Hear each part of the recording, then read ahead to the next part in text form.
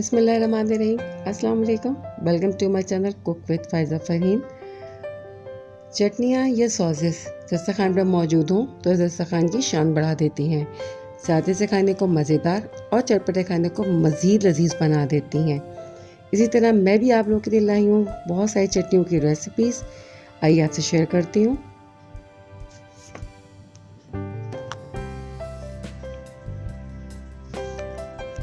तो चलिए पहले बनाते हैं हम लाल चटनी। मैंने देखिए इस तरह की 10 अदद लाल मिर्चें, कश्मीरी लाल मिर्च मैंने ये 3 से 4 घंटे के लिए भिगो के रख दी थी। और अब मैं अपने ब्लेंडर जग में डाल रही हूँ 5 अदद मिर्चें।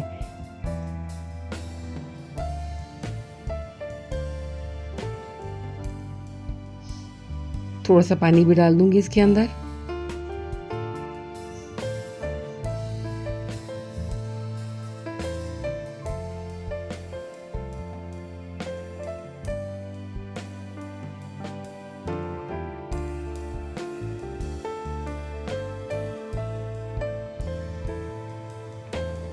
अब ले लिए मैंने लहसुन के 8 जवे, डाल देंगे इसको जग में। इमली का पल बना लिया था मैंने, बीज निकाल लिए थे सारे, और इसके मैंने डाल दिए हैं 4 टेबल स्पून। ज़ीरा भी मैंने पहले से पीस के रख लिया था, और इसके भी डाल दूंगी मैं 1 टेबल स्पून। थोड़ी सी मिर्चों वाली तीखी सी चटनी बनाएंगे तो 1 चम्मच मैंने कुटी हुई मिर्च का भी डाल दिया है, और नमक भी डाल दिया है। चलिए इसको ब्लेंड कर लेते हैं अच्छी तरह से। देखिए चटनी हमारी ब्लेंड हो चुकी है। ये देखिए कितनी मज़ेदार सी और बहुत ही प्यारा मज़ेदार सा इसका कलर है, और चटनी भी ये इतनी ही बेहतरीन बनी है। निकाल लेंगे इसको। और ये चटनी बेसन की रोटी और आलू के पराठों के साथ तो बहुत ही मज़ेदार लगती है। चलिए बनाते हैं अपनी दूसरी लाल चटनी।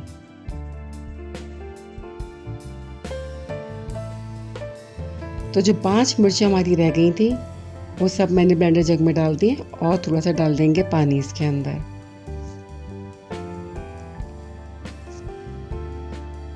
आठ जवे मैंने लहसुन के ले लिए, और ये भी डाल देंगे जग में।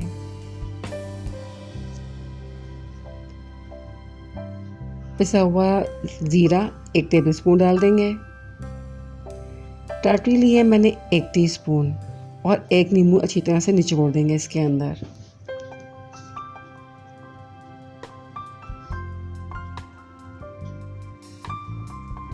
अच्छी खट्टी सी चटनी बनाएंगे ये।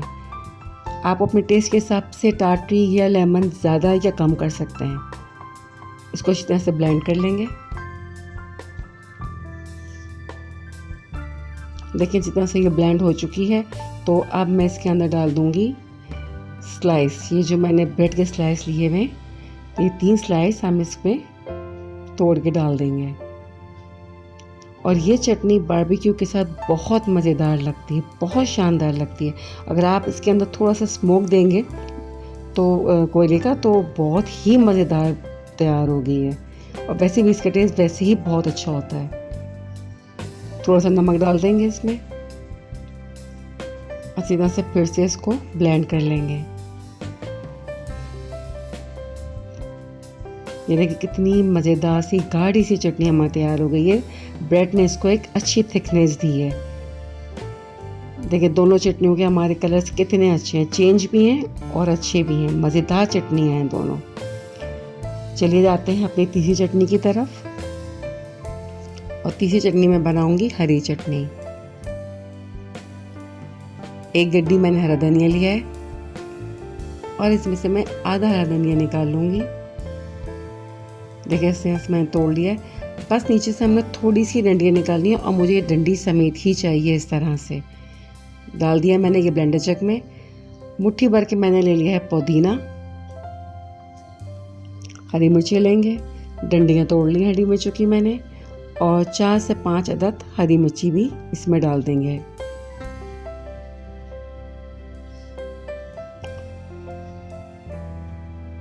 एक टेबल स्पून लेंगे ज़ीरा पिसा हुआ। लहसुन लेंगे हम 8 अदद।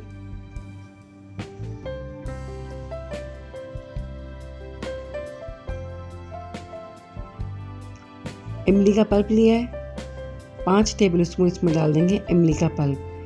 खट्टा आप अपने हिसाब से कम या ज़्यादा कर सकते हैं और मिर्च भी अपने हिसाब से कम या ज़्यादा कर सकते हैं। 1 टेबल स्पून इसमें डाल दिया मैंने नमक और इसको अच्छी तरह से हम कर लेंगे ब्लेंड। अच्छा, ये बहुत ज़्यादा हम इसको ब्लेंड नहीं करेंगे, हमें ये तरह दरदरी सी चाहिए। और ये चटनी जो है आप खिचड़ी के साथ या आलू के तहरी के साथ बहुत मज़ेदार लगती है। ये चटनी ये दाल के साथ आप खाएं तो बहुत मज़ा देती है चटनी। देखिए इस तरह से ये चटनी है दरदरी सी मैंने पीसी है। चटनी हमारी तैयार है।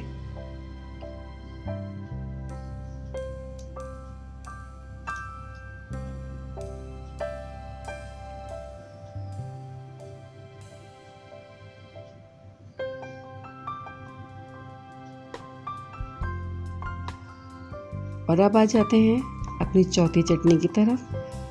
तो जो हरा धनिया हमारा बचा था वो सब हम ले लेंगे डंडी समेत। मुट्ठी भर के पुदीना ले लिया है मैंने।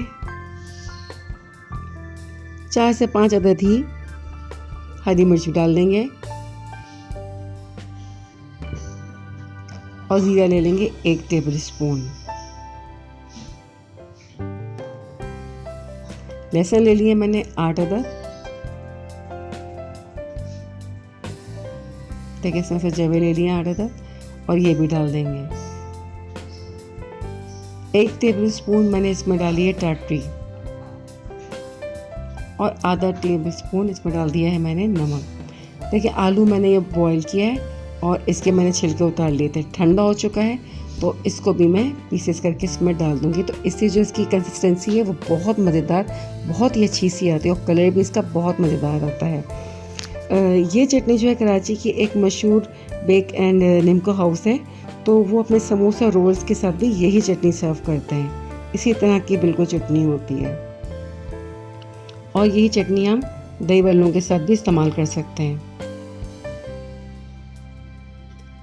नींबू डाल दिया मैंने एक, मज़ीद इसको ज़रा चटपटा और ज़रा खट्टा सा करने के लिए, और फिर इसी तरह से इसको मिक्स कर लेंगे।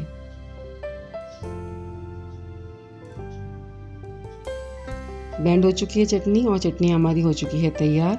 तो इसको भी निकाल लेंगे। देखिए चटनी का कलर कितना बेहतरीन आया है। ये देखें कितनी गाढ़ी सी चटनी तैयार हुई है। तो दोनों हमारी हरी चटनियाँ तैयार हैं और दोनों के देखें कलर्स कितने डिफरेंट हैं और टेस्ट भी इनका डिफरेंट ही है। और अब चलते हैं हम अपनी 5वीं चटनी की तरफ। 5वीं चटनी मैं बना रही हूँ इमली की चटनी। तो मैंने 10 अदद जो है वो चमचे टेबल स्पून इसके इमली के लिए हैं। 1 कप मैंने गुड़ अच्छी तरह से कूट लिया था, तकरीबन मतलब पीस ही लिया था, तो वो भी इसके अंदर मिक्स कर लूँगी। 1 टेबल स्पून मैंने इसमें डाला है पिसा हुआ ज़ीरा। आधा टेबल स्पून मैंने इसमें डाल दिया है नमक। कुटी हुई मिर्च डाल दी है मैंने इसमें 1 टेबल स्पून। हस्ब ज़रूरत इसमें पानी इस्तेमाल करेंगे और इसको अच्छी तरह से ब्लेंड कर लेंगे। ये चटनी आलू के समोसों के साथ बेहतरीन लगती है। देखिए कितनी बग़ैर पके, देखिए कितनी गाढ़ी सी चटनी तैयार हो गई है। आप चाहें तो अपने हिसाब से इसको पतला कर सकते हैं। मैंने ज़रा थोड़ी सी थिक इसको तैयार किया है। अपने ज़रूरत के हिसाब से इसको पतला किया जा सकता है। तो मज़ेदार सी हमारी इमली की चटनी तैयार हो गई है। इसको बारबेक्यू के साथ भी आप इस्तेमाल कर सकते हैं। बारबेक्यू के साथ भी बहुत मज़ेदार की लगती है चटनी। तैयार है हमारी सारी चटनियाँ, बेहतरीन और मज़ेदार चटनियाँ।